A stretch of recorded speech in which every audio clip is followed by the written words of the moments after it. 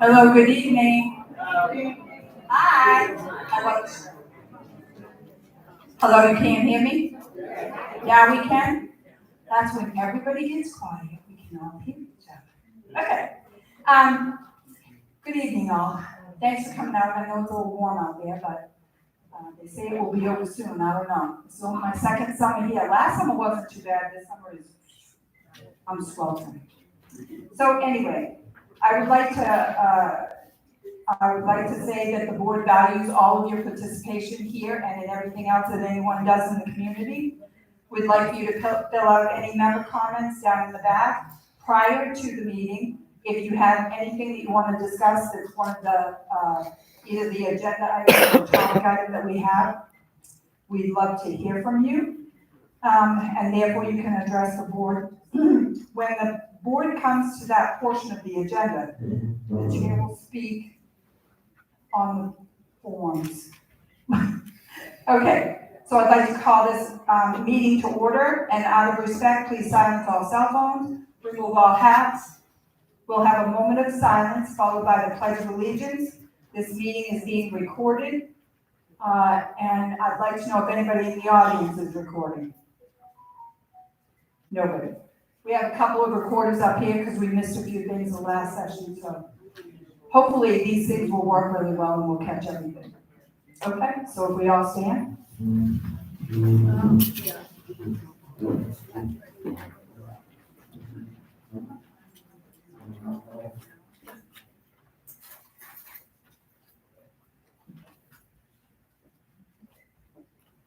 To the flag of the United States of America, to the republic for which stands one nation under God, indivisible, with liberty and justice for all.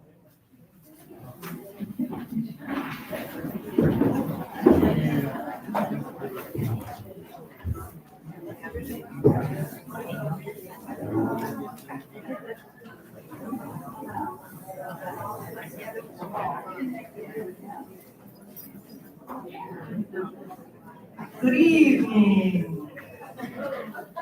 Okay, the first thing on the agenda, I'm getting ahead of myself. First thing on the agenda is the approval of the minutes for the director's workshop. May I motion that we accept them as submitted? May I have a second? Seconds. Is there any discussion? All those in favor, please raise your hand. Aye. Okay, minutes have been approved.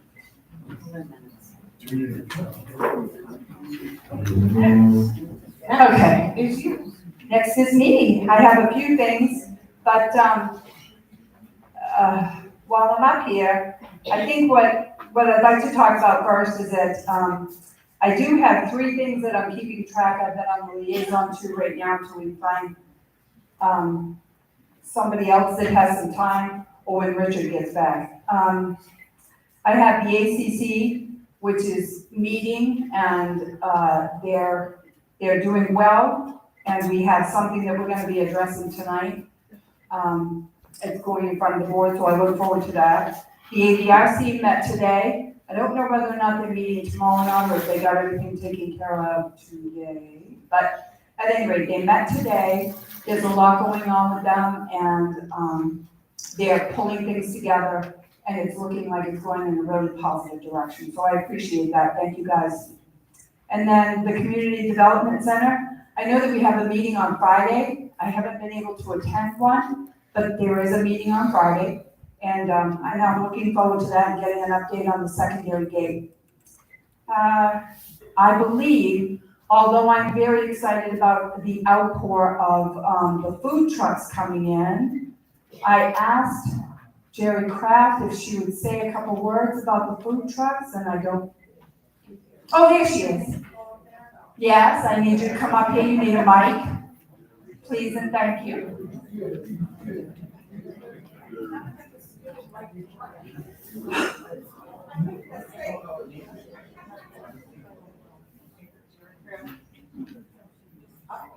Hello? Jerry Kraft, 801. Okay, the food trucks are going awesome. People are coming out, they're loving them. It's becoming more like a social thing.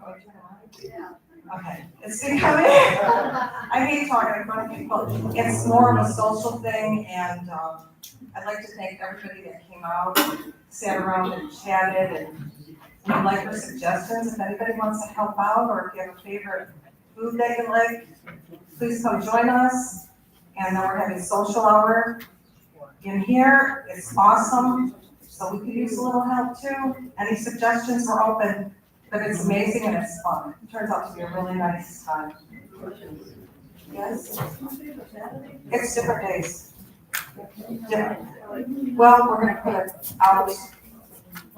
Yeah, we post it, and it'll be posted on the doors, and I don't know, Catherine, are you gonna do an email for the food trucks? You do that, right?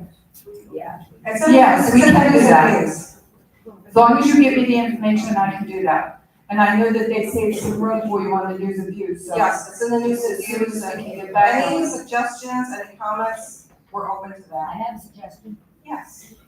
We have parked your food trucks, that is their place to put them. Why can't you put them by the tennis court? Okay, so you, wait a minute, hold it.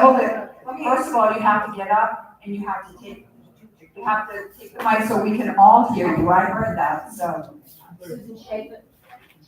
No. Susan Schaefer, Unit 3, where you have your food trucks, it's all trip zone over there, okay? You should have it over here. And I think you have a lot more space for people to park their cars and get over to the truck, okay? And also, my question to the board, was this voted on?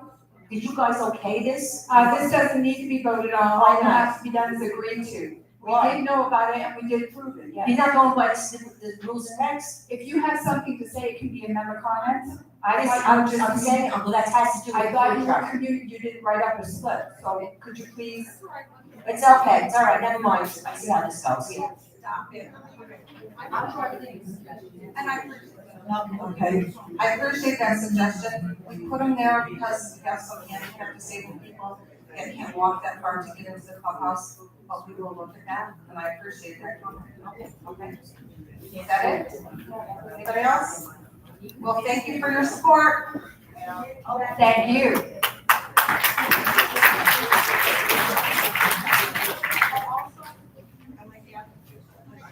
Microphone. We can't hear you. I'm sorry, I might add that people asked if they could be in the shade. Yeah, but we've had it there, it's not. Oh, you know what, we're gonna look at that. Yeah. I appreciate your comment. Okay, And we'll go out there and we'll look and we'll see if there's a better place. Okay? okay. Thank you. And now the next one. We spoke about this and he. Thank you. Fred McDowell. He brought in the little blinky sign, the speed limit sign that's out there on Brookridge Boulevard. I've gotten a lot of people calling, bring it to my house. I'd like for somebody to slow down a little bit before they're going by. So, we are looking at the, videos. He sent me the videos, he sent me some more paperwork, but I'd like to know if he can speak on that just for a half a second. Thank you.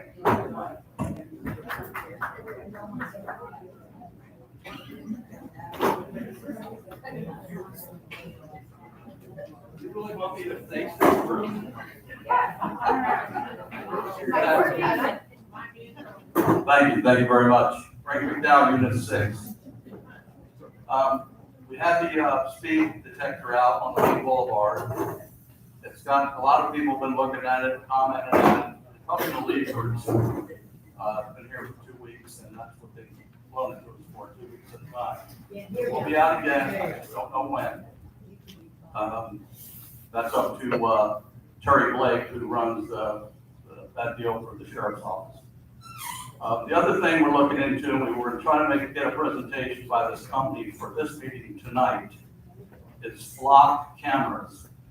And it's a security camera that will go out front to check cars coming into the park and leaving the park. What time they come in, what time they go out, what type of vehicle it is, what color it is, any stickers on the window. I mean, it picks up all that. That is reported to a cloud.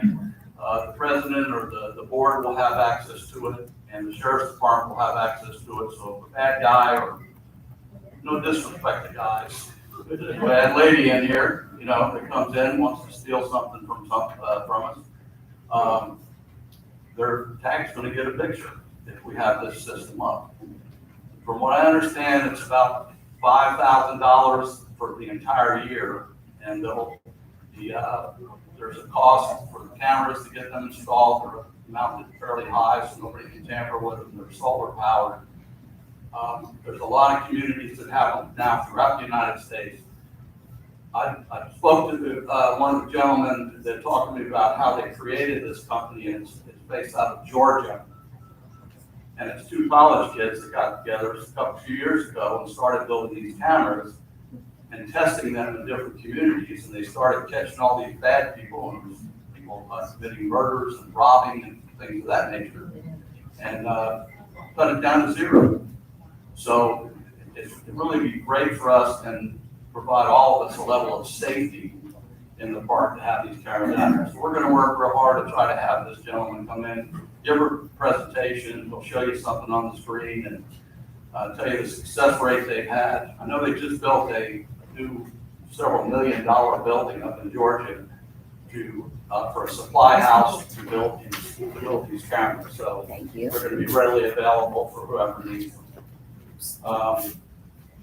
The other thing we're looking at, I know everybody is excited. I was going to hold off on this, but I'll just mention something about it. We also looked at speed limit signs that are solar powered and have a message board on them. Also looking at that same sign with a camera on it and take a picture of someone's car that's going 50 miles an hour down the road. Ticket.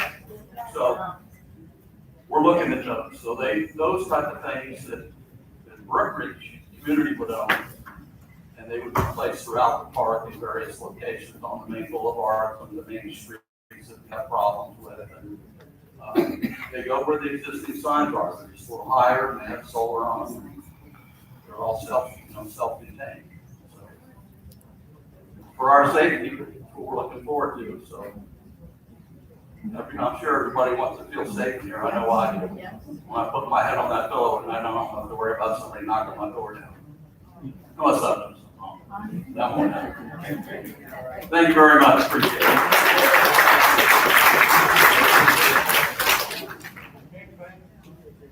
Yeah, so we'll continue to work on that and continue to gather all that information. And as soon as we gather it all, we'll make sure that all of you are aware of where we stand. And like he said, he'll come in, do the presentation. That way we'll darken the place for probably about a half hour or so you can see exactly what we're talking about. It's a refreshing idea, especially to have in the moment speeding violations. I mean, if you're doing it, you're caught, it's all done. So we're looking forward to finding out more about that. But other than that, I don't have anything else to add tonight except for the fact that during each meeting, I know that we say that we appreciate you guys being in here and we'll be as respectful as we possibly can. I believe all of us will. I would like the chatter to stay down for Del War so we can hear you because it's harder up here, and be respectful when someone's talking so that they can get their point across.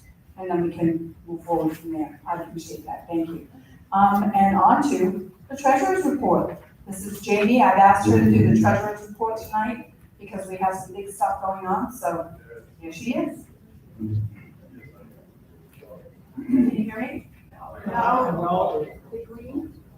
Can you hear me? Yeah. All right. Awesome. Okay, so if you can't just yell at me, tell me to put this in my mouth and I'll talk to you. So I'm Jamie. I'm the owner of Gulf Coast Accounting. Oh,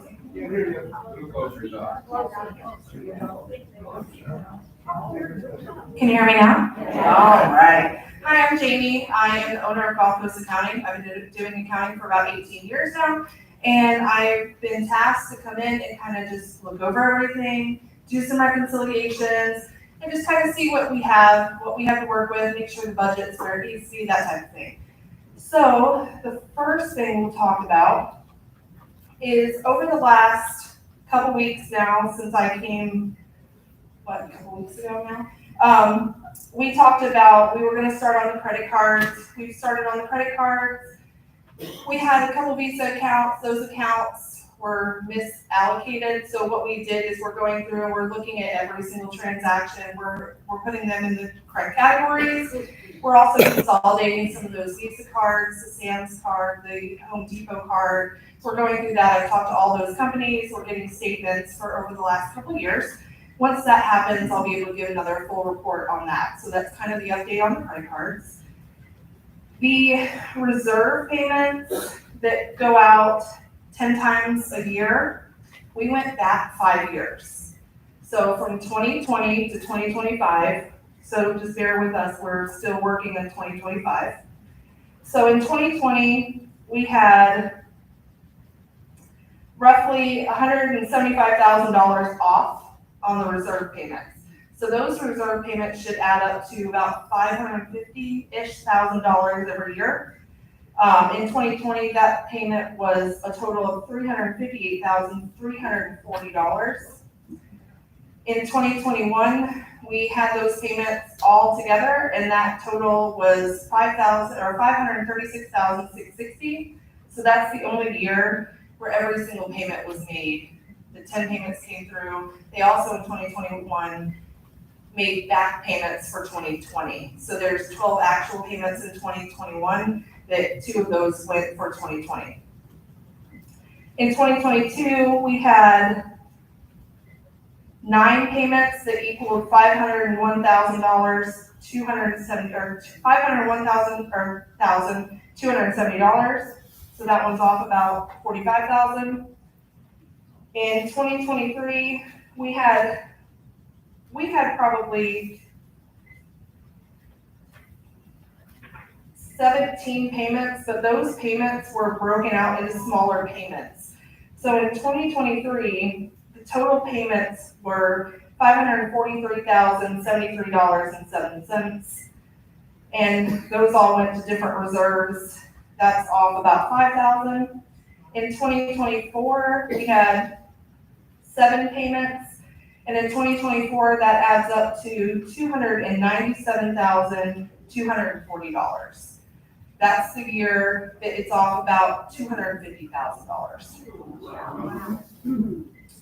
In 2025, so far we've made 4 payments that add up to $198,160. We've noticed that error. We're going to get those payments caught up to where it will be 10 payments at the end of this year.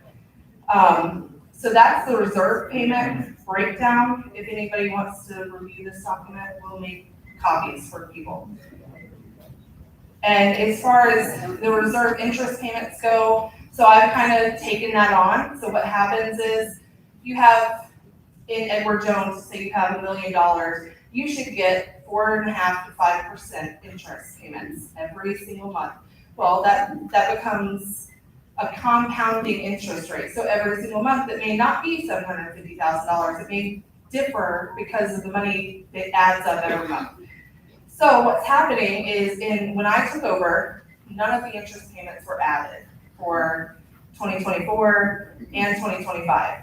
So the CPA is still working on those taxes. So I can't touch the account for 2024 because she's locked the account because they're doing taxes. That's a very normal thing that happens with CPAs across the country. So in working with the CPA, she knows that once those taxes get done, I'll reconcile everything out. We'll make the adjustments together. Going forward, everything from January to August, all the interest payments have been made into those accounts. So to give you a profit and loss, it will still be off because those adjustments haven't been made for the 2024 yet. So as soon as those adjustments get made, that profit and loss will be right on with the interest payments. So I'll be happy to share that with whoever would like it. And those payments, those accounts are in good standing as of today. So those accounts are making money. We've adjusted accordingly and made sure that all the maturity dates are on a list. We know what they are, and we can move forward from there. all we're done.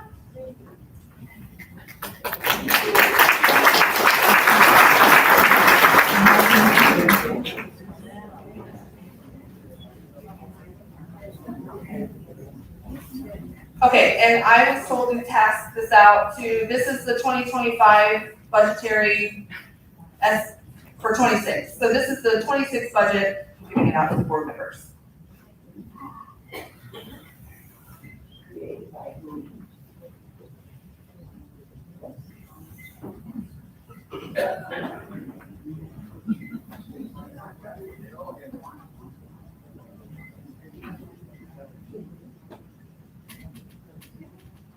We get one, who created the budget?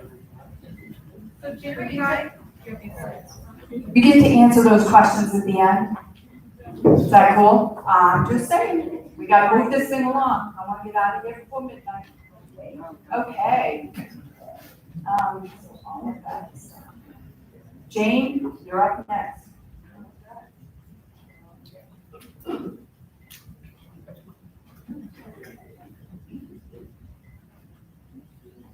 All right, so we have a hiring update.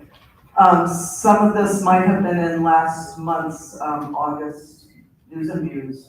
But now there's been 2 employees hired in code enforcement. One's working when Darlene is not, which is working 3 days on, 3 days off. The other is working 2 days a week, days and hours vary, to look at violations such as grass, needing mowing, cluttered carports, etc. The hours vary because sometimes he'll even be here at night looking for people parked on the grass, that kind of thing. We've also hired full-time and part-time office personnel to help alleviate the stress that May is under. We're hoping that the residents welcome these new employees and with respect and patience.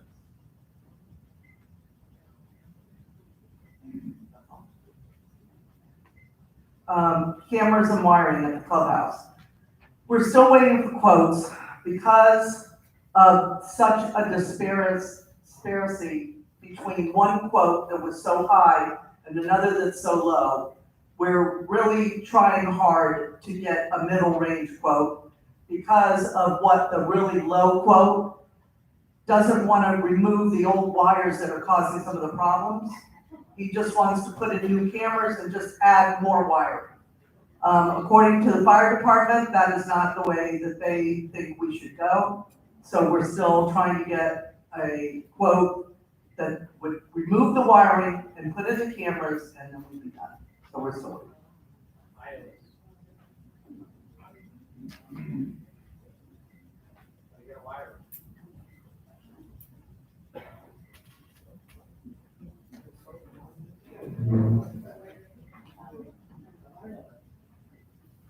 They gotta be hardwired. Okay. The next piece of finished business on the agenda is the final findings from the Hernando County Sheriff's Department, which I believe that I sent out and everybody got a copy of. Those were the final findings to a complaint that was opened up regarding economic crime, fraud, any kind of embezzlement, things to that effect. No findings of guilt from this board, and the case has been closed. So with everybody talking about transparency, this is one of the things that we wanted to have, make sure that you guys all had a copy of because this came to us.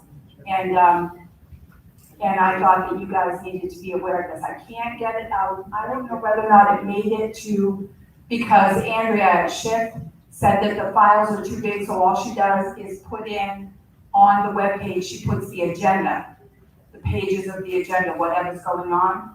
But the actual papers need to go out in the email blast that I do. The problem with that is that we've had a difficulty with the email because of the surging of the lightning strikes that have been going on. We go in every morning, we have to restart, we have to reboot everything.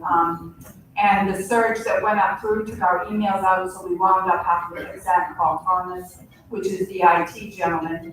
And there were a couple other things that went down, but now we're back up, or at least we think we are. I know that the blast email went out because I called a few people in the community and said, Did you get it?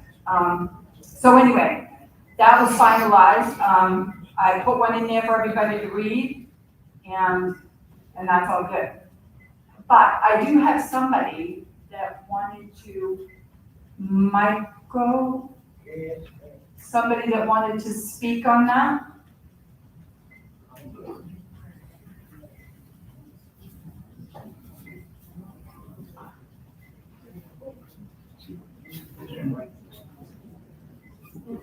Mike Cavender, Unit 4. My question about it, not put too fine a point on it, but you had members of the board, and according to this document, they were basically charged with fraud. Was the charge made. Yeah. Now, what I found interesting was they included the years from 2020 to now. So we've already heard that there are issues, okay, going forward. Number one, when you start throwing around the word fraud, that can get you in trouble. That can get you a charge against you for messing up somebody's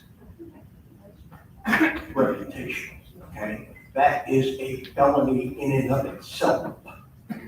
So be careful, okay? And the other thing I noticed was by their own talking points, the money problems go back all the way to 2020.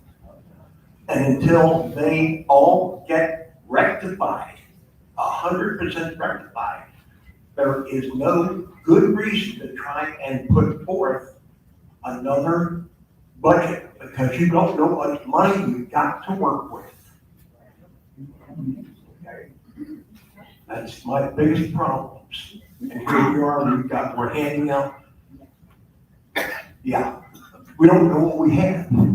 You can't play in a sandbox unless you know how much sand is in there.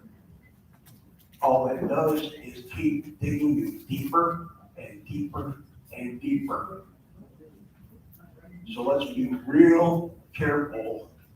Let's not be afraid to hold these people, and I don't mean this in a bad way, but the only way that this can be resolved is if we as a body hold them to a higher standard than we've gotten up to this point. Okay? And I get the feeling that we're getting that, but it's up to all of us in a way to make their job easier.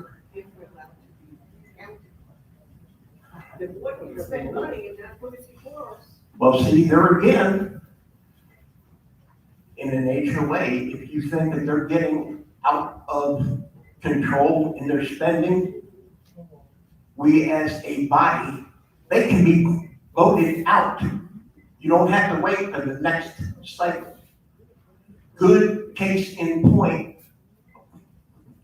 is a board, in my personal opinion. I used to be in utilities, so this nonsense that happened with Spectrum should never have happened. A board should never be able to enter into a contract that lasts longer than the board is empowered. I will agree with that. I appreciate you coming up and saying that. Our little timer just went off, but I wanted to respond to you and let you know, first of all, it wasn't this board that put a Spectrum contract in place. I understand. And the other thing is, if anybody in here ever wants to sit down and talk about the finances, any money we've spent, we are, and right here, we're fully open to talking about that. We haven't wasted any money or spent any money on anything that wasn't a necessity. Something that's either broken, or someone is breaking, or they're destroying, they're vandalizing. All of those things create safety risks for the community, and that's our top priority. So that's where we go first, and then we do everything else after. But thank you very much for coming up in here and saying that. I appreciate that.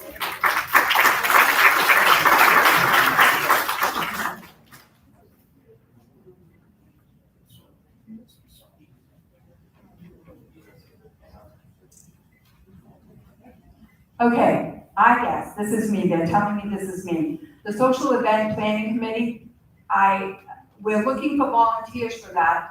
I know that I've offered a few people in the community that I felt were very outgoing and able to be able to pull that together and make this community a more fun, relaxing, social place to be, which is, I don't know about you guys, but that's what I want it to be. So I'm waiting for responses from the two young ladies.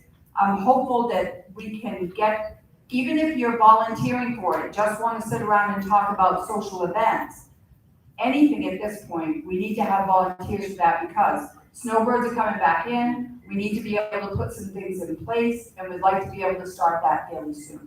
So hopefully, I know that they know who I'm talking about, so I'll just leave it at that. Okay.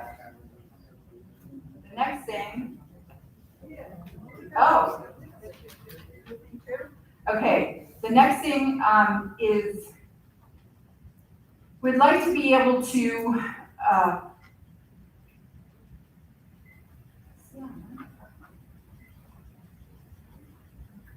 okay. The topic is deed restriction, Article 3, Section 17, garage sales, yard sales, and estate sales. It has been brought to the attention of the board that the deed restrictions state no garage sales, yard sales, shall be held in Brookridge, period. The residents seem to desire the ability to have a sale at their home versus coming up here to the clubhouse and dragging all of their things and belongings here. And then whatever they don't sell, they have to either throw it out or take it back home and throw it out. So what we'd like to do, the recommendation is the residents, the first step would be to have the members vote on it for the deed restrictions. We'd like to put it on the ballot that will be held in March. So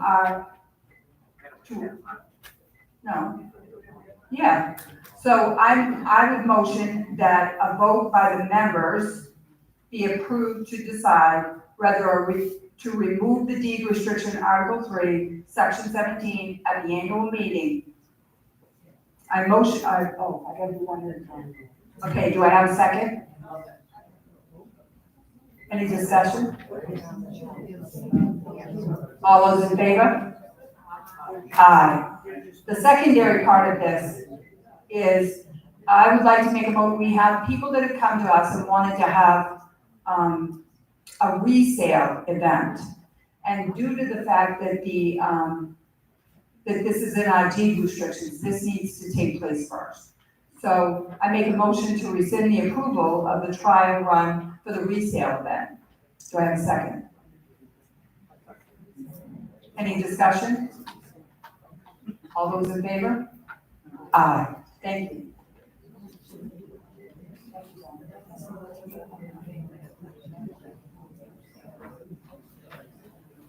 What's a resale?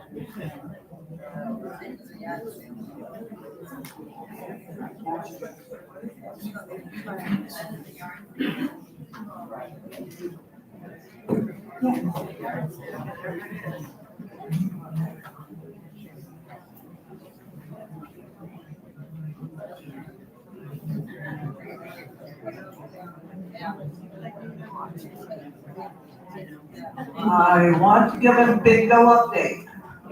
Because, well, still in limbo, but apparently there's still confusion about bingo. No longer being held here at Brookridge. If and when the proper certification is in place, bingo may be allowed to resume, but at that time, we will sit and we will talk with them, make sure all the paperwork is in place. That has not happened to my knowledge. Bingo has gotten a lawyer. Their lawyer is in touch with our lawyer. We don't know what the resolution will be. We just know what the state has told us.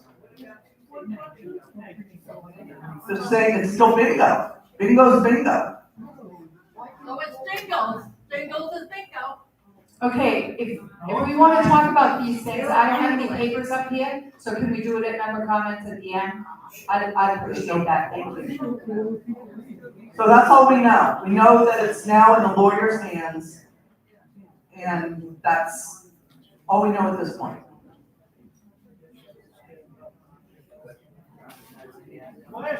Okay, so now I'm gonna move along to the ACC appeal. We have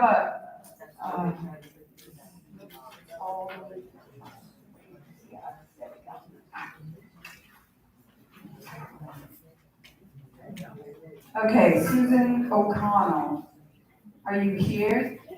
There we go.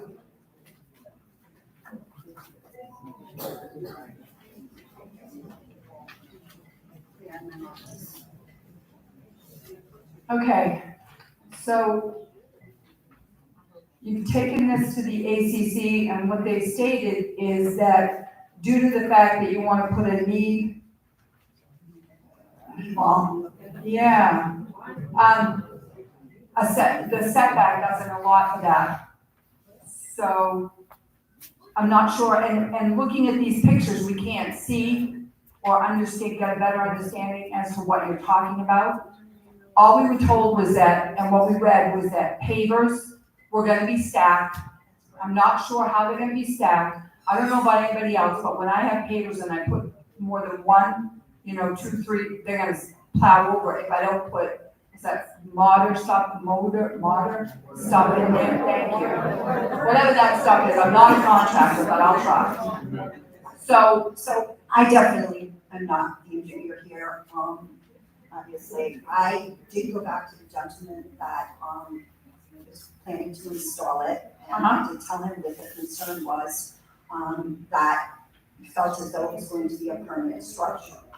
And according to him, and I'm only citing him, first of all, the knee wall is only 23 inches high. Usually, if it's 3 feet or higher, it requires concrete. I'm sorry. Yeah, no, that's, The knee wall that is being, it's supposed to be in place is only 23 inches high. According to most regulations, if it's anything 3 feet or higher, it needs a concrete base or rods going into the columns to secure it. Being 23 inches high, it does not require that. He has said to me, because you have to hold it like you're, again, I don't like speaking in public either. It's one of those things here, I guess. So I went back to him with a question, and he said that the method of installation for the knee wall in the columns does not require any permanent structure nor concrete base. The stones are dry stacked, staggered on top of each other on walls and columns, so they can be removed at any time and placed anywhere. That was his answer. The only thing that I can relate it to is a Jenga. Jengas are stacked; they don't start to disintegrate until you start pulling bricks out. So that's why I came back with the appeal. I don't feel as though it is a permanent structure. As he said, it can be removed anytime that we want to take it down. and did you bring the pictures? The pictures were all attached to Yeah, that. no, I thought that when you spoke with George, he said that you were going to bring back pictures from the contractor. No, I did not. No, he never told me to bring back pictures. We never spoke about that. The only thing, my difficulty is. I have a drawing and that's it. Right, and I see the drawing in here, I also see, and I think it's a wonderful, I think your drawing is great, but, Thank you, Ms. but the problem is that the ACC guidelines are they're very clear about the fact that it has to be a certain height, and anything over that height, if it's going to be stable, if it's gonna be over that height, it has to be stable. You're over that height, it's not gonna be stable according to what we've seen and what we've read. What are the ACC guidelines on the heights? I I don't know, haven't seen George them. and I sat down and talked about it, And he said that the back of the wall is supposed to be 3 feet, correct? No, it's gonna be 23 inches. 23 inches high. Okay, so it's not 23 inches to the bed? No, Okay. It says 30 inches of knee wall, no matter where we look in here, that's what it says. that's not what I have. Well, you made these, correct, these drawings? I'm just, It's still under 3 feet, 30 inches. Sorry. well, correct, but it's not 23. Right, so. Okay.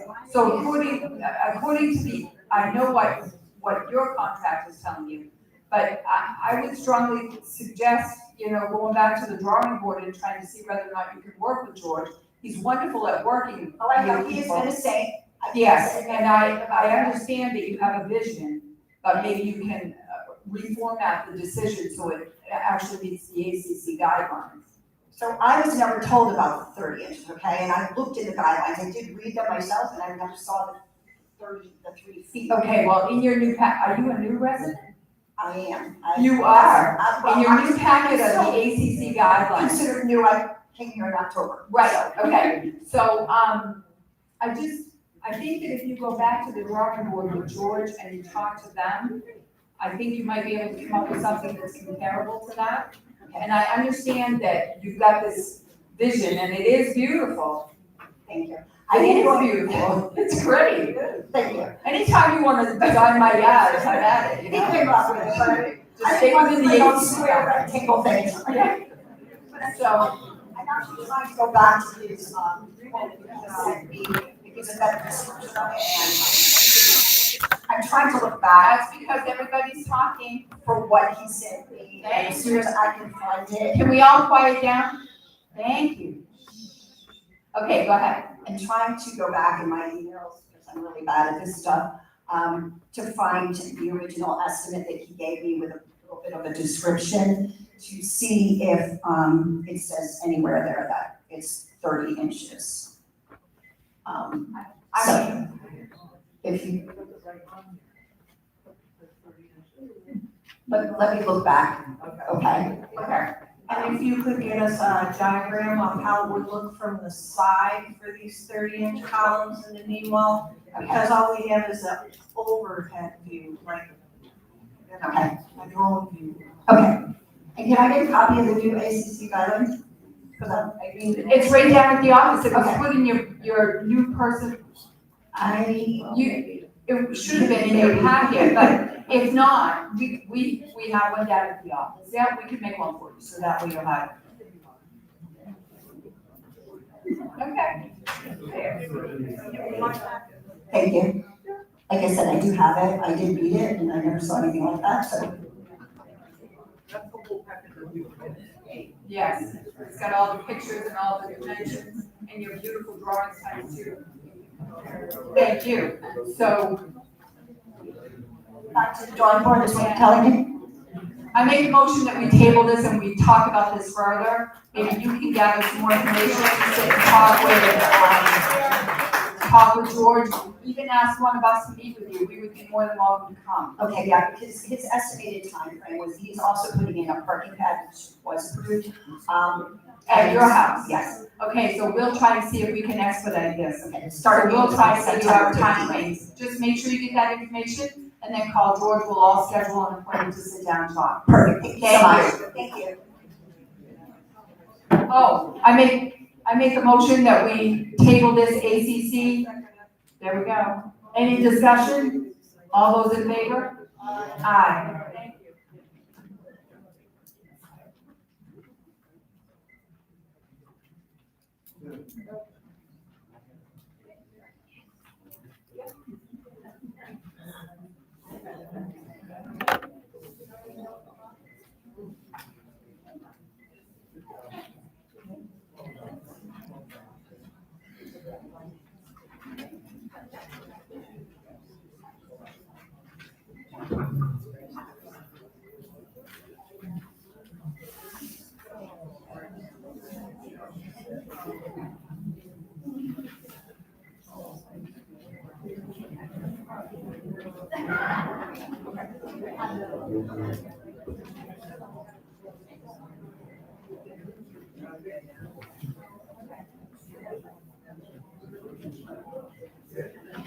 Okay, so next up is the appointment of Terry Main as the chairperson to the unit reps. We will be swearing,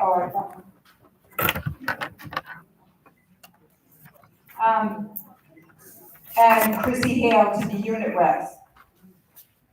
Chrissy Hale and Terry Main, come on up, or down, I'll be right there.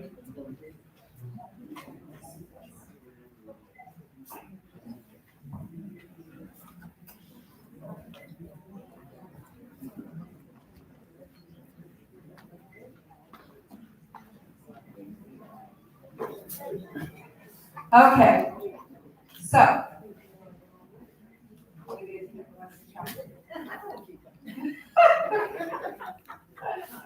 To those being installed, please raise your right hand.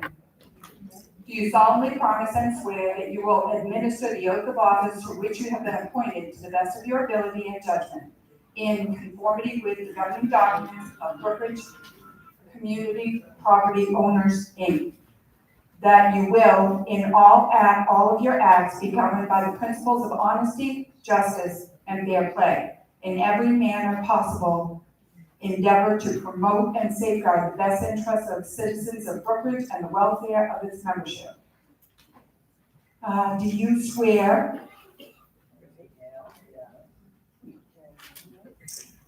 You may lower your hands. By the virtue of the authority conferred upon me, I do hereby proclaim you as duly appointed to the unit reps and the chair of the unit reps. Congratulations, ladies.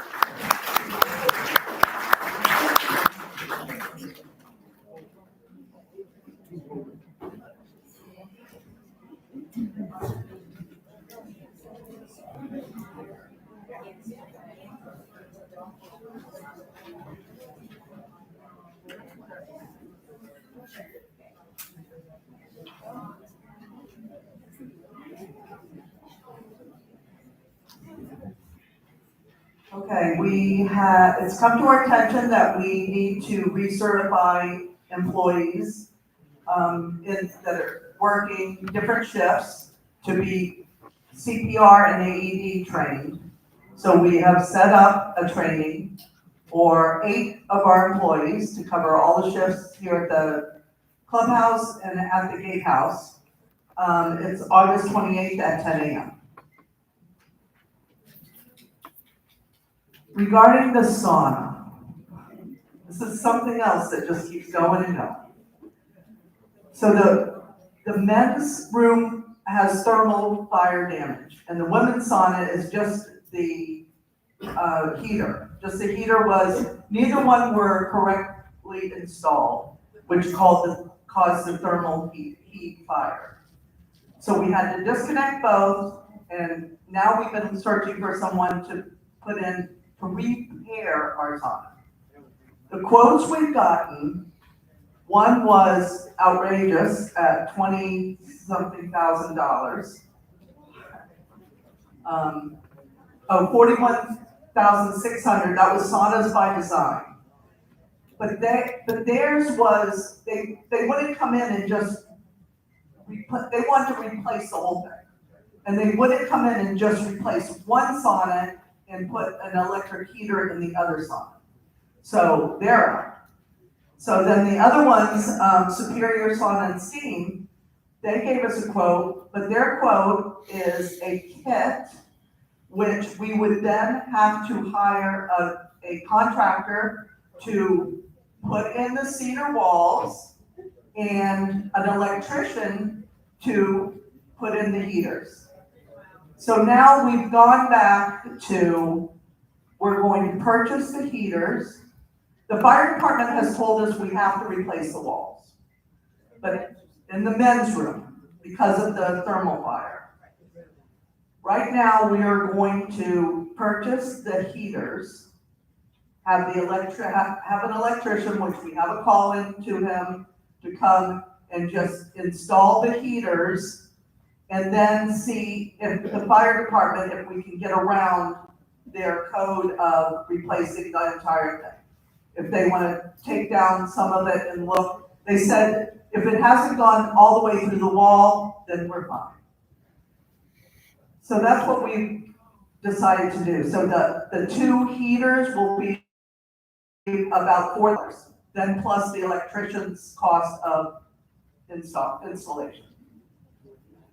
So I make a motion to purchase the heaters for both the saunas. Do I have a second? Take them out. Take them out. Take them out. Why bother having them? Take them out. Okay, Val seconded. Any discussion? Well, I have some discussion because I know that we have the electrician coming on Wednesday. I'm fearful that if we purchase these at this point, we don't know what it's gonna cost us with the electrician at this point. We don't know what it's gonna cost us for the contractor. We're not quite sure of how deep the actual thermal fire went. So we could wind up spending more. So I still say that we should look for an alternative. I know that Michael's got those two people, and I think we should look for other alternatives. And the thing is that this other one that everybody thinks is high, they will come, the high one is the men's, because there was a fire, because there was melted wiring, because that needs to be totally redone. So that is going to be costly. The women's room just needs what they call a freshen up. They're gonna check the wiring, make sure that everything is all set, and they are going to be replacing that one as well. But the cost on that one is not quite as much. So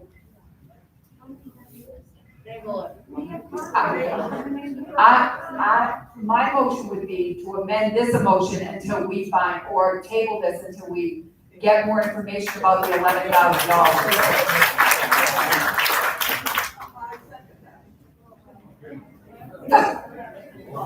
And all those in favor?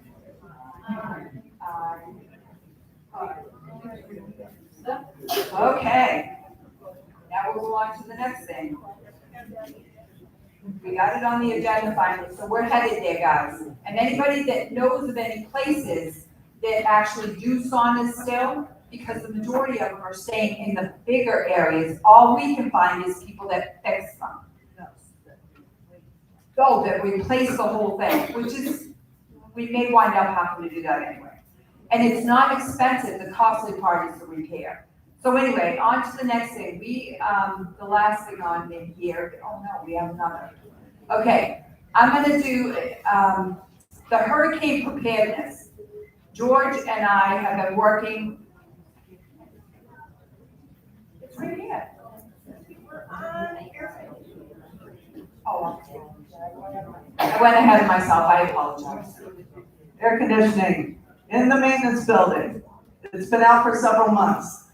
The big deal about this is not the workers. It is the fact that we have about 90 boxes of precious records. Going back to the time that this place came to be.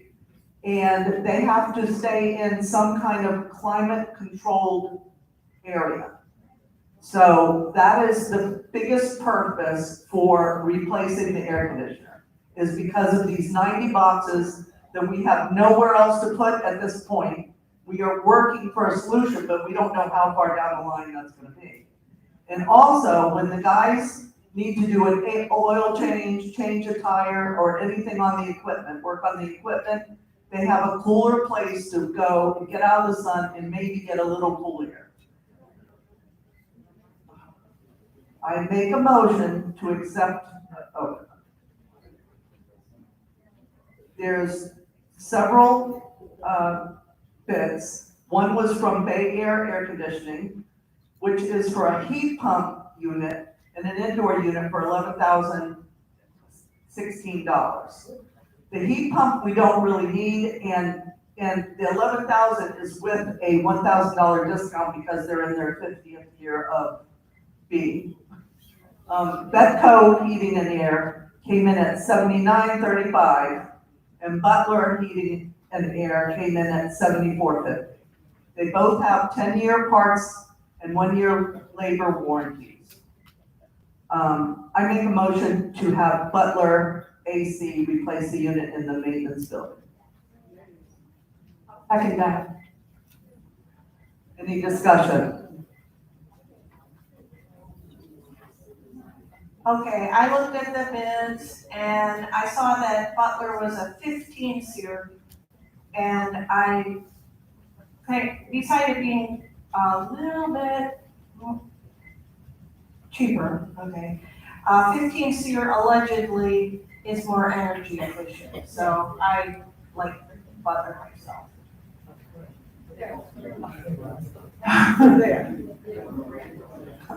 Okay, so I made the motion, was it seconded? I still got, there was a, we have air conditioning class in the audience.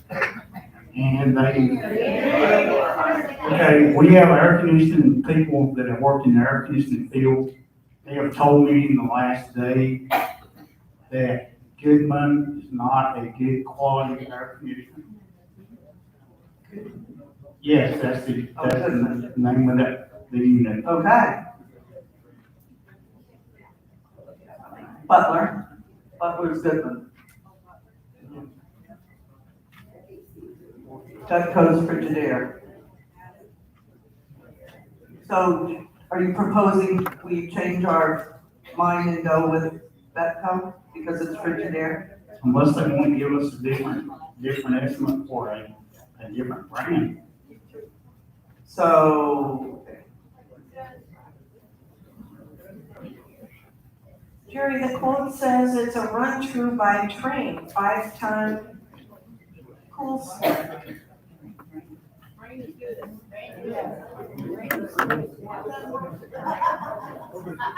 Oh, I see it up there at the top part. Okay. I mean, I see where it says Goodman, but I also see where it says train. Yeah. Okay, I'm fine with it. Okay, very good. So no more discussion? All those in favor? Aye. Thank you.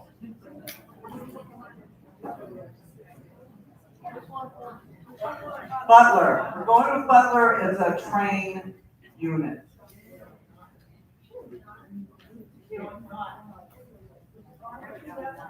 Not? It says it is. Okay, so it's American Standard then. Is that okay?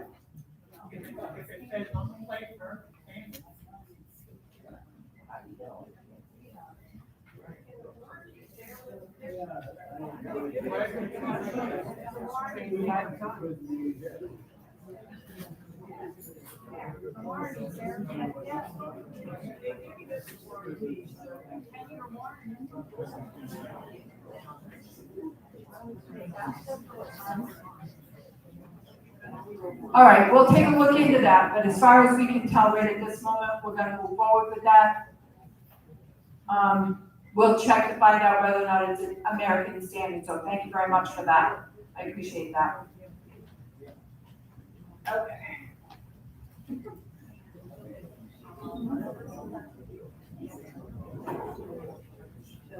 Oh, okay. We have worked, the governing documents. We've had some difficulties with the governing documents, the people that, have been trying to assist with that have, for a lack of better verbiage, I guess, they have been, they've been attacked. Yeah, that's a good word. They've been verbally, told not to do what they're doing. They have met with, it's gotten to a point now where they're not feeling comfortable meeting. So, they've come to us and spoken to us about it. I have a resignation from one. I'm sure maybe others will follow. But, it saddens me to think that, people in this community are stooping to a threatening level, especially when all they're trying to do is volunteer their services to be able to help us not spend money to have it done. I can tell you, I've spoken with the attorney, He has agreed to help us make sure that those documents are up to 720 regs. The deed restrictions, bylaws, and he will help us work on the rules and regs. But we'll have to do that ourselves unless we can manage to keep a committee together. That's something that the board will have to work with him in order to be able to make sure is in place, because 2026, he just got through telling me yesterday when I got his updated email that 2025 was 6 different HOAs, condominium changes in their statutes. And in 2026, they have 5 for the HOAs sitting on the floor. So I'm keeping an eye on them to see what's going on with them. But our rules and regs, bylaws, deed restrictions have to adhere to the 720 regulations in Florida. So to do that, we put together a governing documents committee, and because they're fearful and they just want to live in here. They want to enjoy their lives. They want to be able to help out. They do have some background in some of the work that they needed to do as far as putting together policies and procedures, but due to that, we have that resignation. So I motion that we allow Becker and Associates to update our bylaws, deed restrictions, and assist with the rules and regs. And it comes with a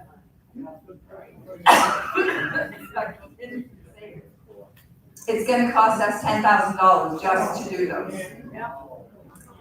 So the thing is that we've tried everything that we can as far as putting people in place to be able to do these. If they could just do what they were requested to do, we would not have, without being harassed, without being threatened, without, things going on, they would be able to continue with what they volunteered to do in the beginning.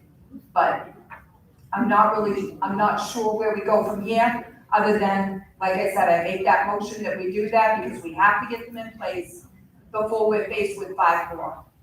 So, do we have any discussion?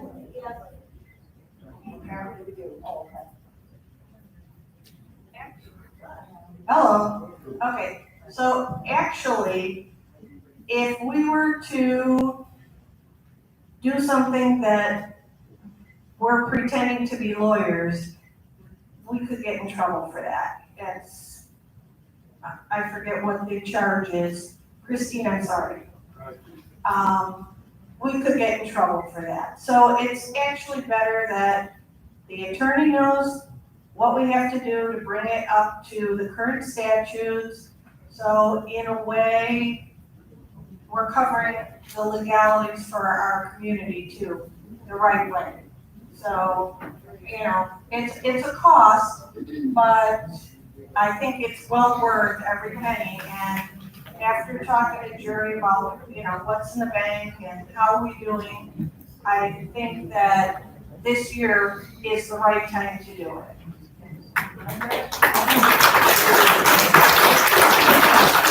I agree. I believe, I just want everybody to know that we have tried absolutely everything to ensure the safety of the people on this committee. And I want to thank them for everything that they have done to this point. And at this point, I will accept your resignation if that's what you still want to do. Okay, I'm accepting Jerry Kraft's resignation as chair of the governing documents and her husband as co-chair. Anybody else while we're right at it? Sally Litchfield. Bill Litchfield's over there. I believe that we're gonna disband the governing documents pending the motion being completed for the attorney to do the rules. So we'll do the first one, then we'll go to the next one. Okay, so I make a motion that we hire Becker and Associates to update us to the point with our rules, regs, bylaws, and deed restrictions to redo our bylaws, deed restrictions, and work with us on the right rules and regs. All those in favor? Thank you. Now I have to disband, I'll disband the governing documents committee, and again, everybody, please, give them a round of applause because they were wonderful in trying to do what they did. Thank you very much.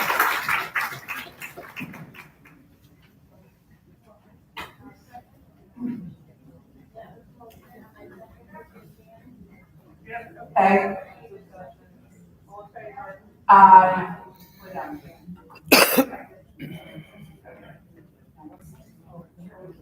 Okay. So George and I, George, code enforcement, I went to him and spoke with him about hurricane preparedness because 'tis the season.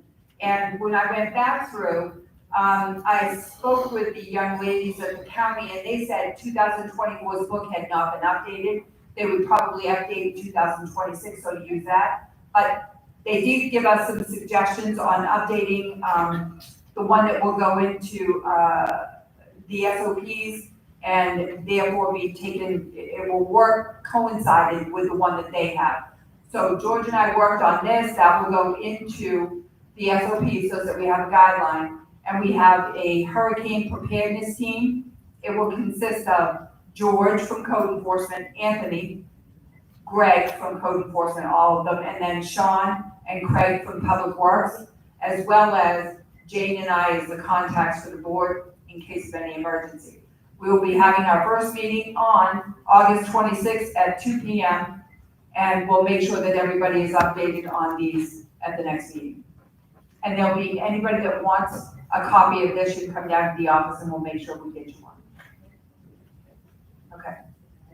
Oh, do I have to make a motion for that?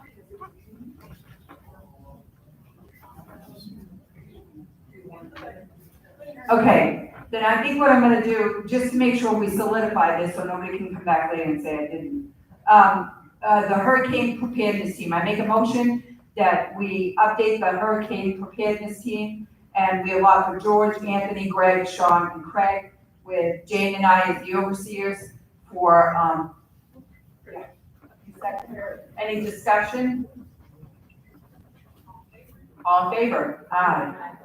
Okay, now we'll open it up for the directors. The RV committee. Oh, yeah.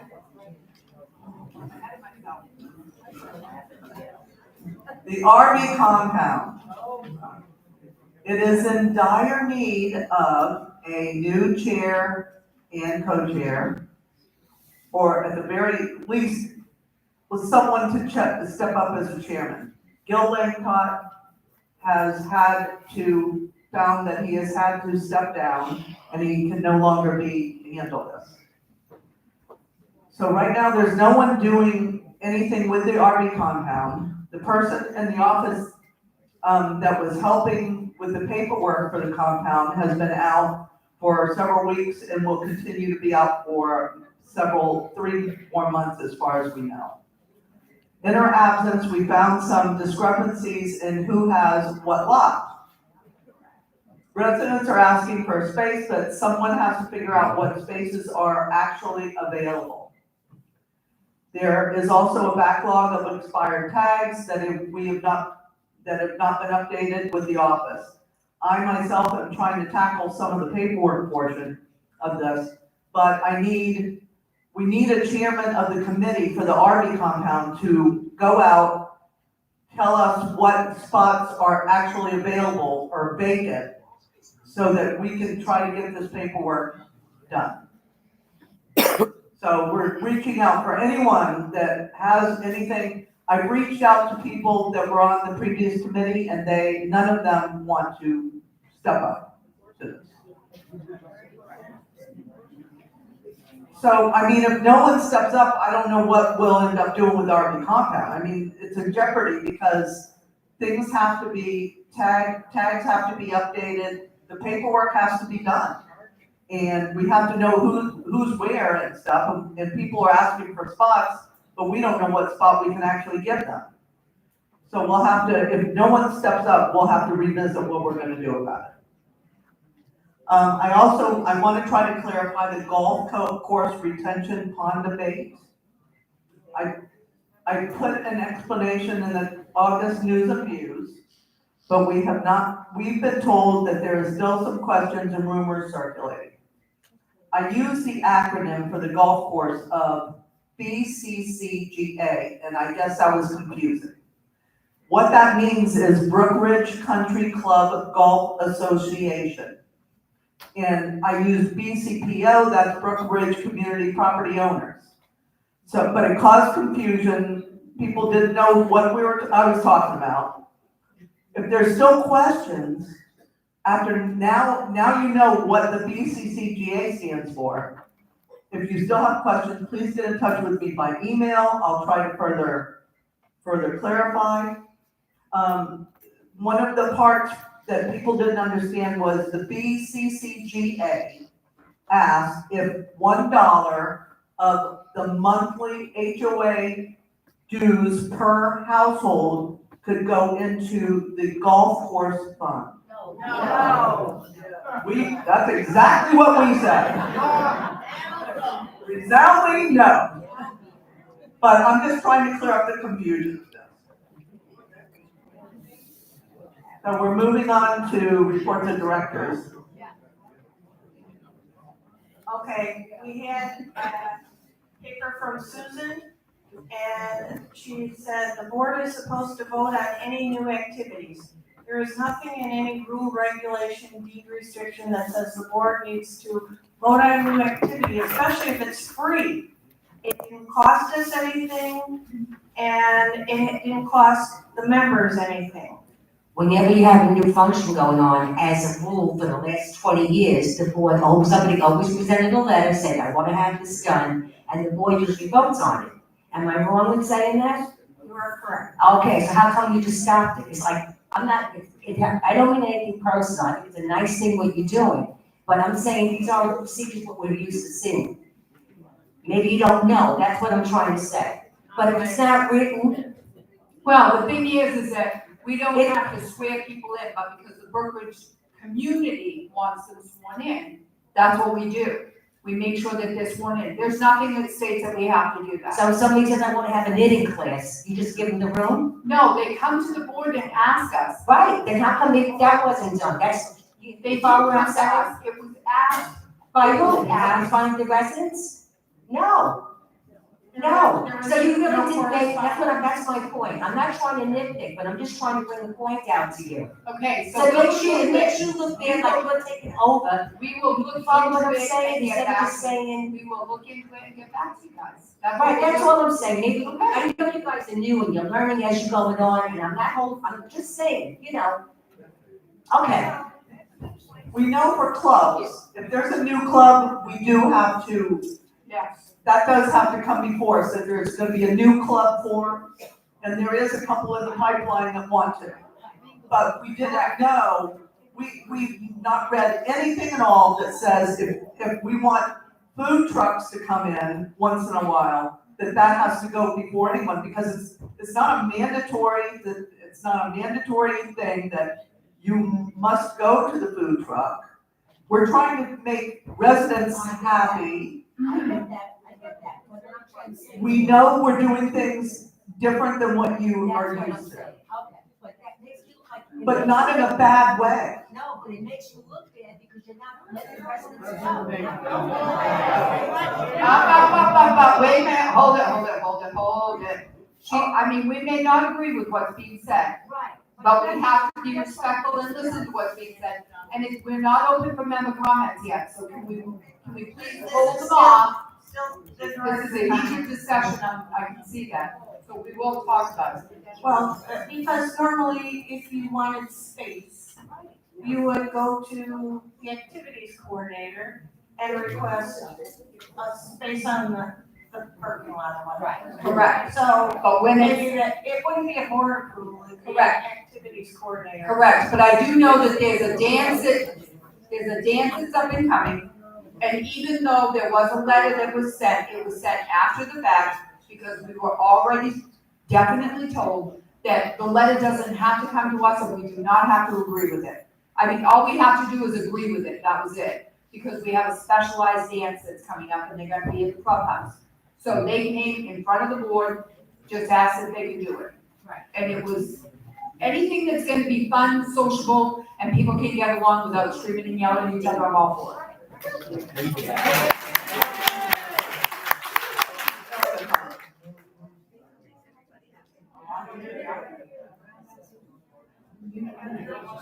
The young man over here was talking about the bingo and all that stuff.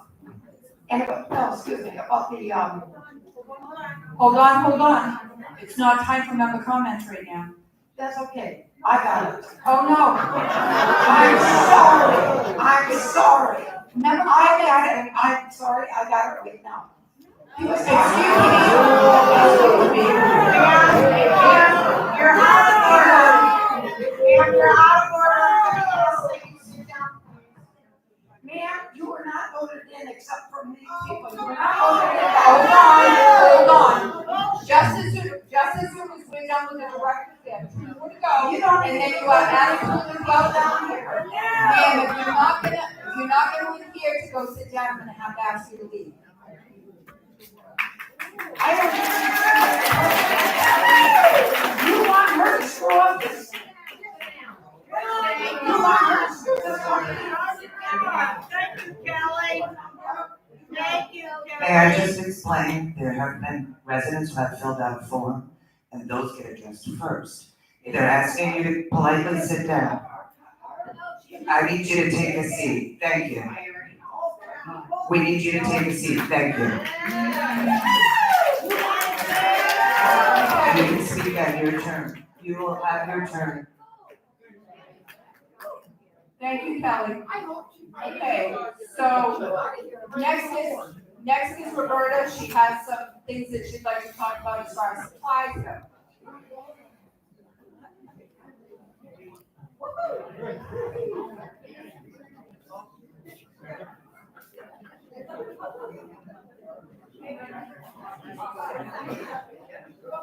Okay, we just want to bring up the fact that the supplies were in a cabinet and they were just like thrown in willy-nilly and nobody, supplies.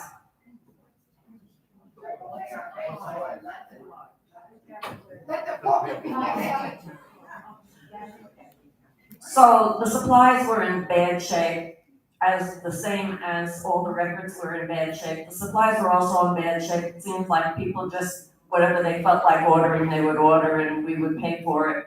And that's been going on, I guess, for some time.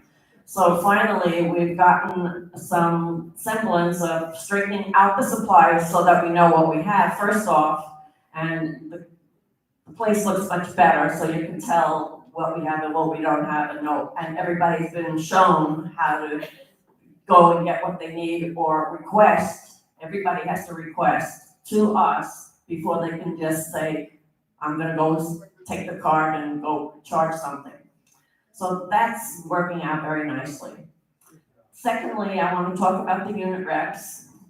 We have some new member of the unit reps. Chrissy's now joined us and she's very good.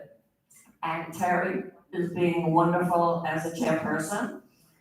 And Lynn is always very, very enthusiastic also. So, but what we're trying to do is we need to still recruit people. Every unit is supposed to have a representative so that we can get to talk to them, give them any ideas, give them information. There are so many people we still hear on how many people are here that never saw their unit rep, never got a packet, never got this, never got that. Well, the thing is, we have to have more unit reps to be able to do that for people.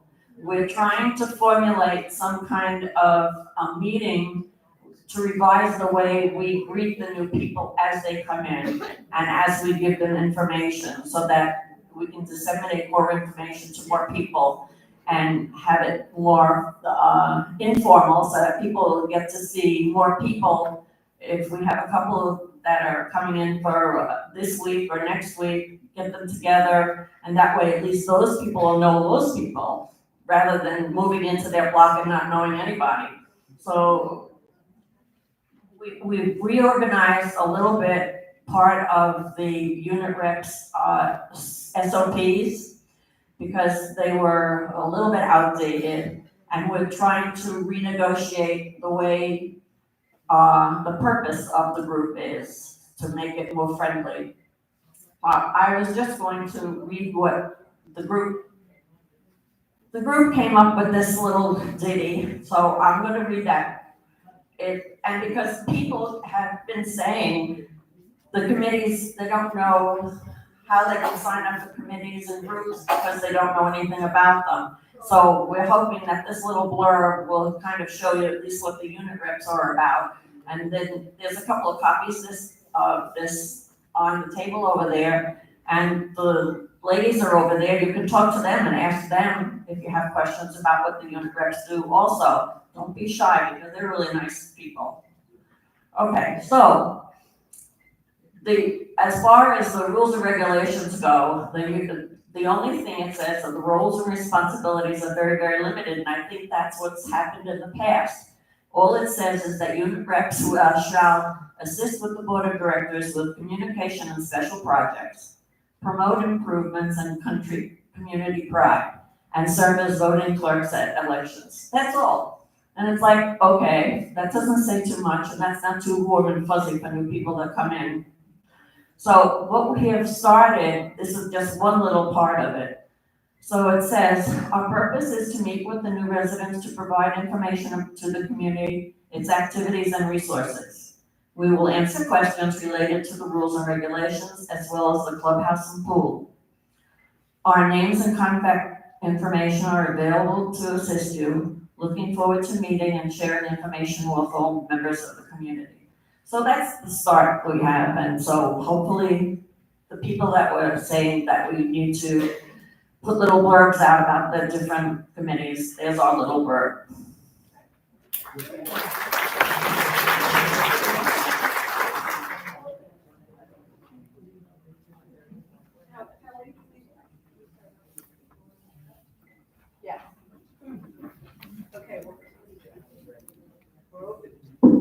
We're open for member comments. Do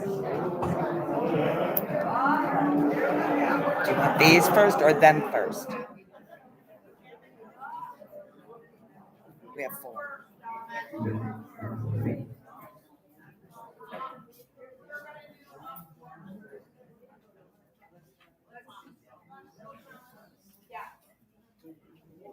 My name is Tom Friday, Unit 2. Sue, in regards to your response, it is very clear in the deed restrictions, members are allowed to use common property. If you are going to be inviting public, that's in the board needs to get approval. That's okay. Where is that? That's, pardon? Where is that? Deed restrictions. Very easy, very easy. Very easy to get deed restrictions. Very clear. It's in there. We're allowed to use it. It's not costing you anything. It's basically a picnic. Thank you, Thomas. Jared Kraft, Unit 1. Thank you for explaining about the golf club association. I don't want to pay $1. I just want to say, I appreciated the opportunity as our committee did.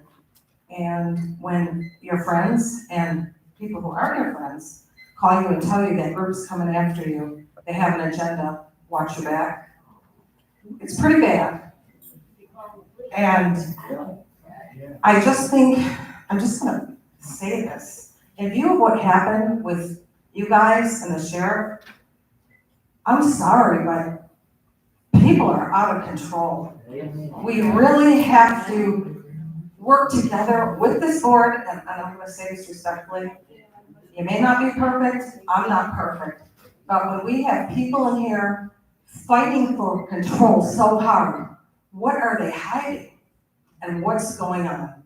I'm appalled that this took place, but I will say you guys are vindicated. And I'm so grateful, and I hope that from now on, people will realize what's really happening. And as far as the governing documents, there's a little bit more of it. I had a little bit of, and I'm gonna blurt it because that's my mom. I had a board member that gave me a problem, wouldn't help me, And it's not anybody that was the liaison or president. And she fought me all the way, so because the board is the board, I respect that. And thank you for letting me help.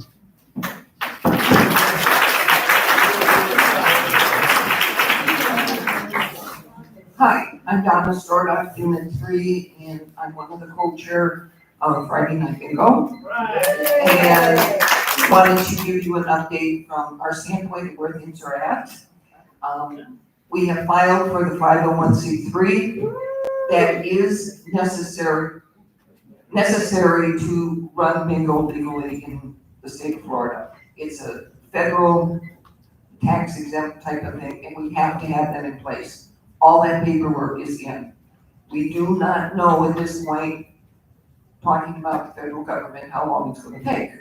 So we will have to wait. We have also filed or put in the application with the Department of Agriculture, which is necessary, and with some bids. All of that is sent out and going on. The attorney that we hired was specifically to protect our assets. We want bingo back.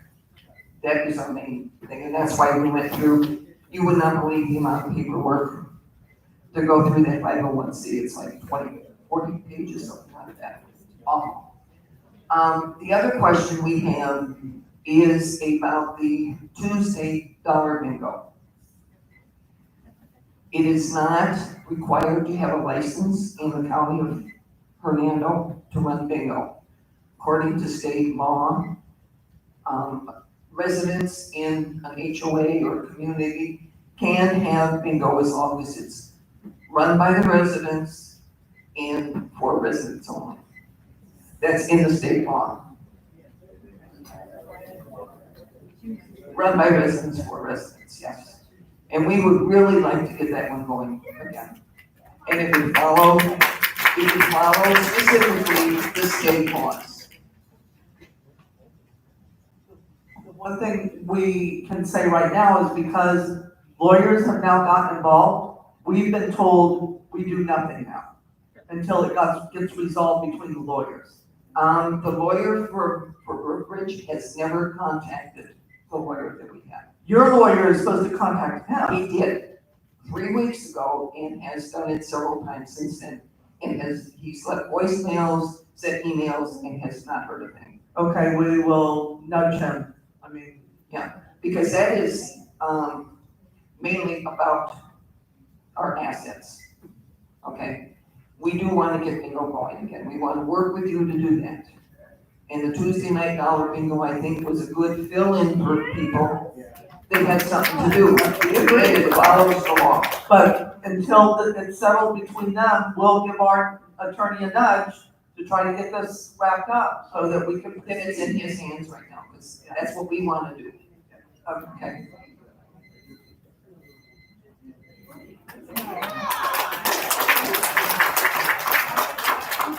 Tuesday dollar bingo. Okay, It's not a charity. Okay, but the attorney's been very clear.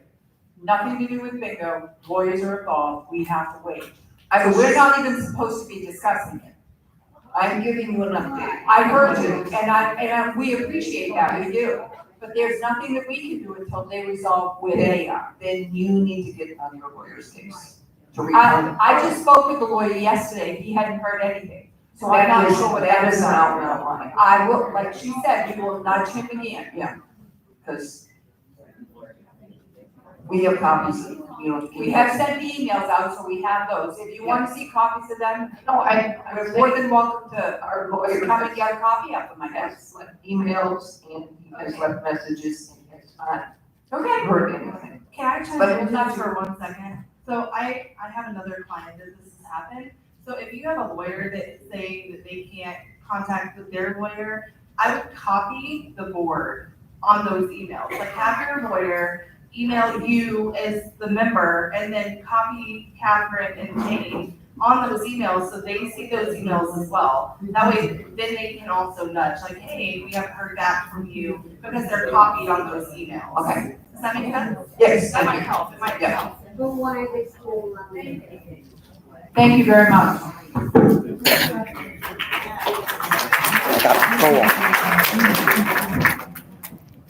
Vivian Blair, Unit 4.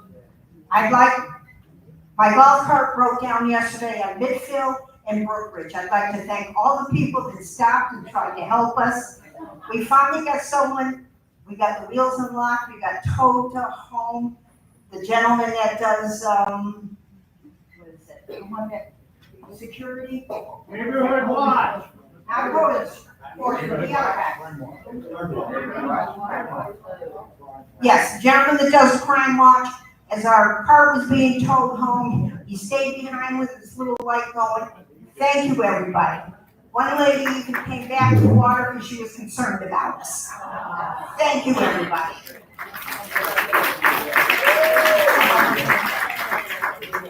This is for the board. The last workshop, it was mentioned in the ladies' room over there, the soap dispenser has been out of order for 2 months, and the ladies, one stall says out of order, and that's been at least a month. Is that gonna get fixed? We just got the new soap dispenser in, and Public Works is putting it in tomorrow. Thank you. There you go. It takes time to do these things, especially, I cannot stress you enough what a project she took on, going through the supplies and trying to make rhyme or reason out of them.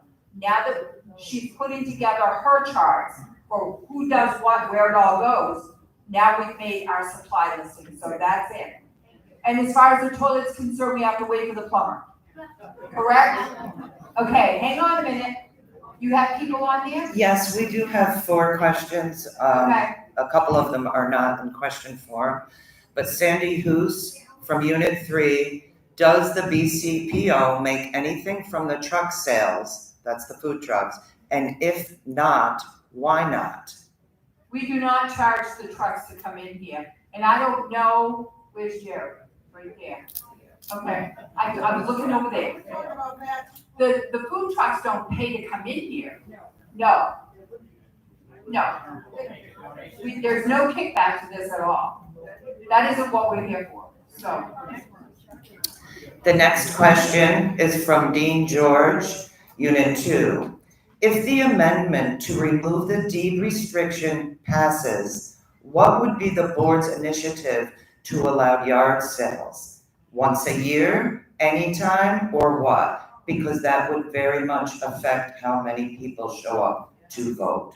That would be that's a really great question and something that we have already spoken to before.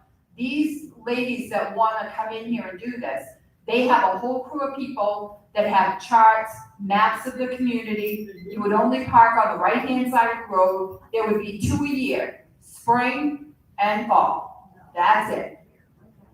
And that way people wouldn't have to drag their stuff all up here and then drag it back home.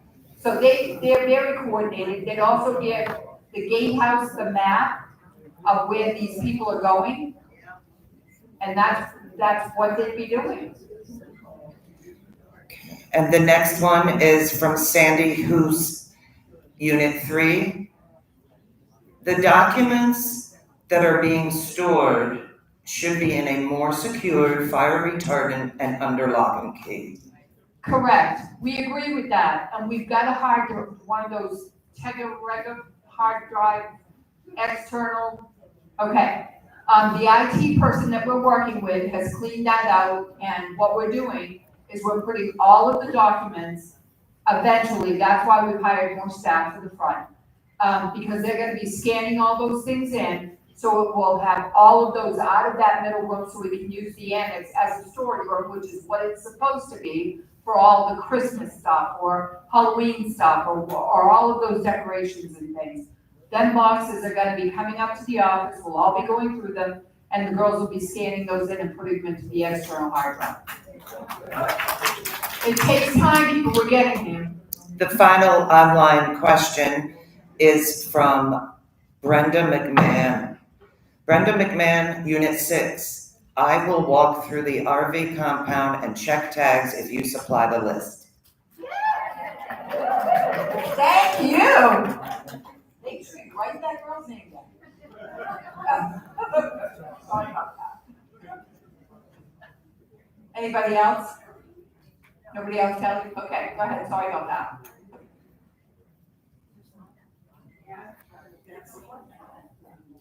I'm not used to using that mic.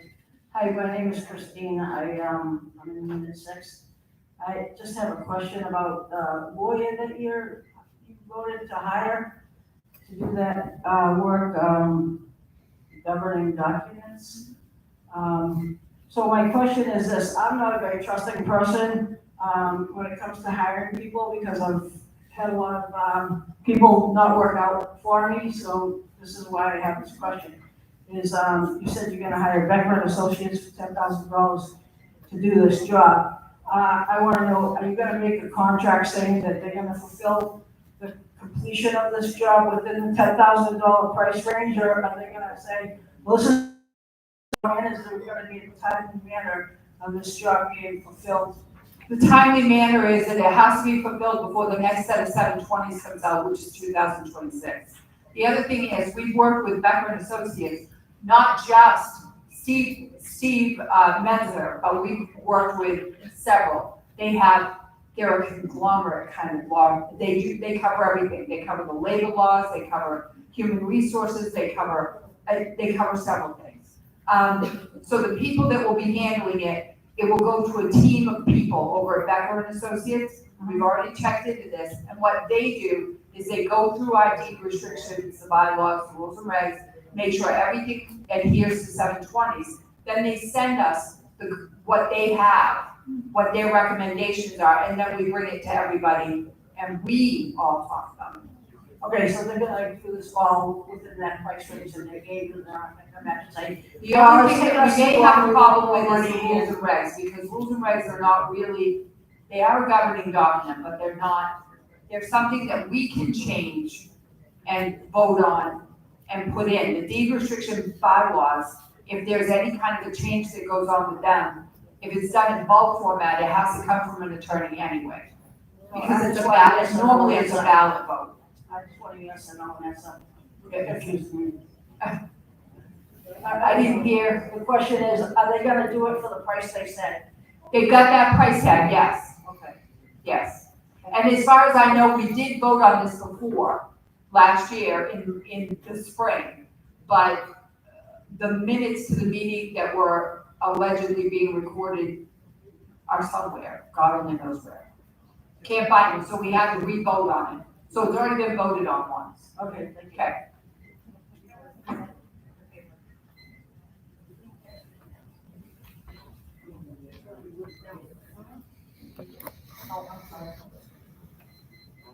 Jerry Crafty one. About the food trucks. I didn't think this would cause such a stir, but we did this to be positive in the community, and they don't charge us, and we don't charge them, which means that the residents don't get this tacked onto their food. Food's expensive enough. Some other food trucks want a percentage. It's in the parking lot. And I wish everybody would just come because people are sitting out there in chairs and meeting new neighbors, and it's like become a social event, honestly. We had ice cream that I didn't try any, but I hear it was to die for. They're respectful, they're just really nice people, and you don't have to cook, for gosh sakes. So please come out, and ice cream's good. Yeah. Well, I think, Jerry, maybe if you let them know that you have worked with these food trucks, I've seen the paperwork and I've listened to you talk about them. She gets, like, the truck that came out with those wonderful cookies everybody kept talking about, instead of getting $4 for the money. So I'm a negotiator. She's a little bit of a negotiator, so the hamburger truck that's coming in, you get $1 off the cheeseburger, $1 off a hamburger, $1 off a hot dog. Plus, he's gonna take 50 cents off your soda. So I'm like, not only are they not paying to come in here, but we're not paying them, they're not paying us. But they're giving you guys deals, and she's setting them up. And Chris Hale is helping me, and I got a few other people that aren't coming out yet that are gonna help me. But, yeah, so I'm a little bit of a negotiator, and they say, how much are you charging us to come in? And I say, nothing, but we need you to give us a deal, this is Brookridge, you know? And they do, I said, it's a retirement community, and they give me this menu, they knock off the buck, and they have a special, and I said to the lady, okay, those cookies, you gotta knock off a little bit. And I talked to her today, she said, I'm gonna do what you asked me to do. It was like, yay! So, and hopefully down the road, we'd like to, I'm bugging people up there to maybe have a food truck rally with maybe a few more, and maybe around Christmas so they can decorate. Chris is helping me with that. So we're really trying to make this positive, and we're trying to fight the negativity, not in a battle against, but let's be positive and bring positivity into here. So with everything that's going on, some people may not like it, but give it a try. It's not costing you, except for your food, and they're not tacking anything on to come in here. So that's all I have to say. And I gotta thank the board for this, because we've been bugging them for 6 months, and finally, so thank you. Well, it takes a while to get us, all to talk to each other somewhere back here. We're a little busy. Ruth Connell, Unit 4. I come to the office, but I work. My husband has volunteered to help with the RV park, except he does not want a full-time job. Scott Conwell. What's his name, Scott? Scott Conwell. Scott Conwell. Perfect. We'll look you up. We'll try to make it not full-time. I can't promise a big no. We volunteered just to do a few hours. Hi, everyone. Donna Specco, Unit 2. Just curious, how about hiring the general manager? How is that going? We are still, the lawyer gave us a couple of ideas. I know that Jane has reached out. I reached out to a few different places looking for one. And then he gave me one yesterday when I was talking to him. And with the email and the phone situation down at the office, although it's I'm not gonna say anything.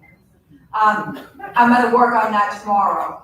But we are working on it as quickly. Don't worry, I don't wanna be here either. Yeah, I know, you're putting in a lot of hours. You know, we talk about this every meeting, and everybody is sitting here because we're so angry. And, there's the chatter, the rumor here, the rumor this is what happened. It's appalling that somebody would go to the sheriff while some of the people were on the boards previous.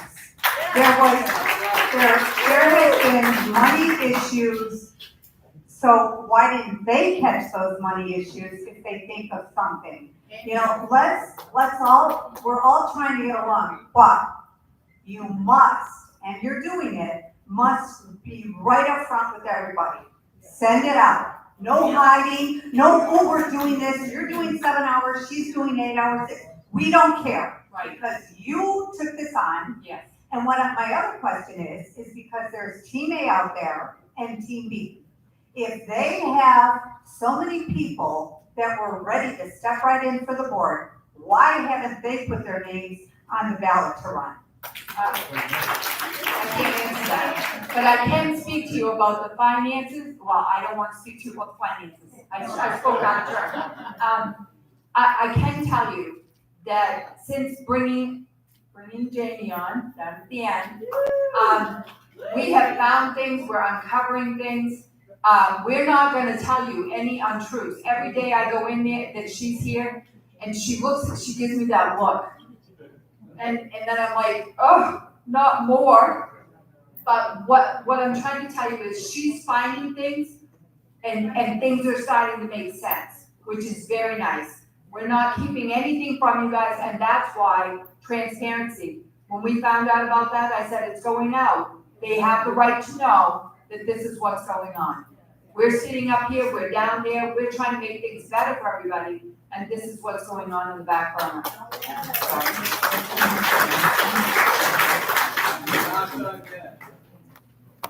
Okay, Okay, so I've been working in the finances for a couple months now, and as we are finding things out, I'm correcting those issues. If it's reallocating funds to the right categories, we're doing that as we see it. We are auditing the accounts as we're in them. The CPA is working on the 2024. Once that comes through, I promise you guys will have reconciliations. You will have an updated profit and loss statement, and then we will go back and do audits for prior years. But right now, we really are working on the 2025, getting that where it needs to be, and these reserve units. I know that's incredibly important, so we're getting that information. We're getting it to you guys as soon as we can. As we uncover things, I'm writing a list, we have a list going, and then once we get that, we'll work with the CPA on how we can rectify those things.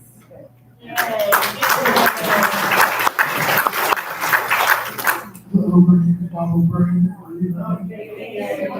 I'm O'Brien, I'm in unit on the street. Kelly, I noticed that people living there, and all the stuff that missing from the money, you know, they number 2020, missing this. But if the money's supposed to be going in already, it's supposed to be 10 payments, and only 6 are made. I'm looking for those 4 payments. Where did those 4 payments go? Not a word on that. Not a word on the next one. Yeah. And so the thing is, most people want to know is, we know the money's gone somehow. We've identified costs where money didn't get paid. But where did that money end up going? That's the big question. That's the $1 billion question. Okay, so you're absolutely right, and that's a great question. So a lot of these payments that were missed payments likely stayed in the operating accounts. I can't go and tell you that the money went somewhere else because I haven't tracked that yet. All I can do right now is say that these payments were missed. This is how much is missing out of those years. And for 2025, what we're gonna do to make sure that 2025 is correct. As soon as I can find those missing funds, I promise you guys will know about it. And as a partner of an accountant, because forensic accounting too, you think they were in the operating, there would be a bulge in the operating that wasn't in there before, and it would show up. It's one of the things that I love about accounting is pluses and minuses. Okay, enough of the accounting because you don't have any answers for us now. But just think when you come here, people want to know not that the money is missing, but you found out where it went. We found out it She didn't just go to answered someone's that. pocket. We spent it on something else. Whether it's authorized or not, that's another question. It's in the operating account. The other thing is, when the board sits here and they make a motion, okay? The motion is seconded, okay? You open up the discussion. The board gets to discuss it between yourselves. Discuss it between yourselves. You. But someone tonight said, hey, wait a second, I have a question. Sorry, you have to wait for comments. That's against parliamentary procedure, because after you have the right to first dibs on it, on discussion, you should open it up to people, because what you're doing is you're making more work for us. If there's a problem, you guys didn't see the problem, and then Joe Snow comes up here and he said, no, this is the problem. You go, oh my God, we should have done that. Then we have to go back and relitigate it. Sometimes it pays to listen to a person who you might not want to hear from over here, but who might have a reason why you shouldn't go forward with that. Right. I sat here one meeting last year with 13 times the board did that. And then they came back and people said, what happened? And they said, well, we had to table it, all right? Because we didn't have the information, but you voted positively anyway, Okay, well, thank you very much for that. I just want everybody to know, I'm gonna reiterate this. Up in the back, there are these papers. Anybody that wants to talk to us during the meeting, before member comments, and you want to comment on this, anything that's written up on here, absolutely fill these out and make sure that they get up here. We will make sure that we talk to you about it. So, and that's how. People don't know. They read the agenda, it's a bare bones agenda. We get much less information than you have. And when we find out, we do the bulk email, and we also let everybody know, or we try to let everybody know, if they want to come into the office and request a copy of the agenda, that's fine. Yeah, see, there you go. And thank you very much for bringing all that up, I appreciate it. May's question was, who told you to come here and get a copy of it? So I have to make a copy, I've been making 12 copies, and I just said, I made 12, 13 copies. Who's been sending them here? I said, Catherine Lane sent me this. That's right. And they'll come by me, or maybe they'll give it to you, I don't know. That's what I'm saying. Or you should. Just let them know to come by me and I'll go Send take me care in of the it. office, I want you to know what your office is saying back to me. Okay, but your 3 minutes is gone. No. I know it's been deep in forever, but at any rate, do we have any more questions, concerns, anybody that wants to say anything? If we have not, oh, wait a minute, I hear something. I almost got done.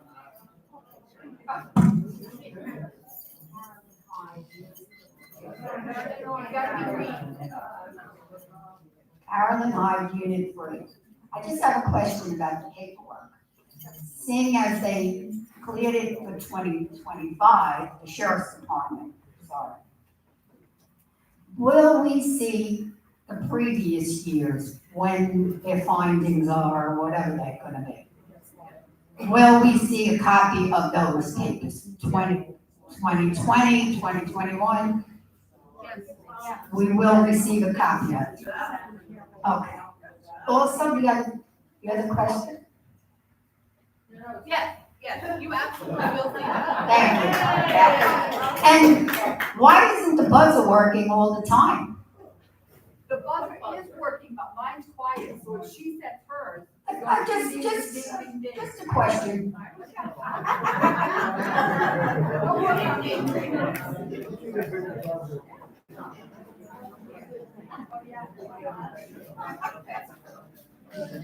This is Dennis Roberts. I'm in Unit 1, and I'm just purveying this paper that you all had. And it said that the bingo rent would go to $2,700 a month. And then it says it's not true. I have papers at home that says the bingo would pay $2,700 a month effective in July. Okay, so my difficulty with this is that I don't know how clear we can be. It is in lawyers' hands, theirs and our and Brookridge's, and we can't speak to bingo at Well, all. you spoke to it here when you said it's not true, Okay, and it is true. okay, I can't speak to that. Why'd you put it in the agenda?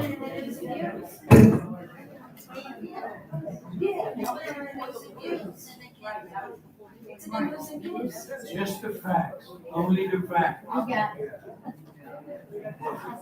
Catherine said. Are we all done? Nobody else? We're all good? I motion that we adjourn. All those in favor? Aye. Let's go, guys.